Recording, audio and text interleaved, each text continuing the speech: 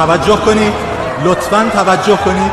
لحظاتی پیش با خبر شدیم شخصی در بالای ساختمان ارگ قصد خودکشی دارد و همین خاطر از شما عزیزان درخواست می‌کنیم با حفظ آرامش و خونسردی کامل با نیروهای حراست همکاری کنید. حتی الامکان از درهای مجتمع تردد نکنید و مسیر را برای مامورین ما باز نگه دارید. با تشکر.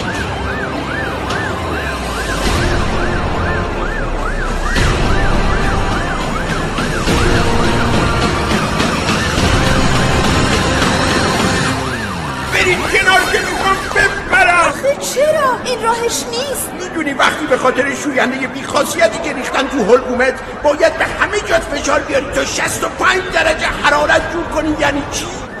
داره دیر میشه، باید خودم رو بندازم پایین. فکر کنم بد نباشه با قرص پرین یه فرصت دوباره به خودت بدی و قدرت دیشی رو به همه بشناسونی. چی گفتی؟ درست شنیدم؟ پرین؟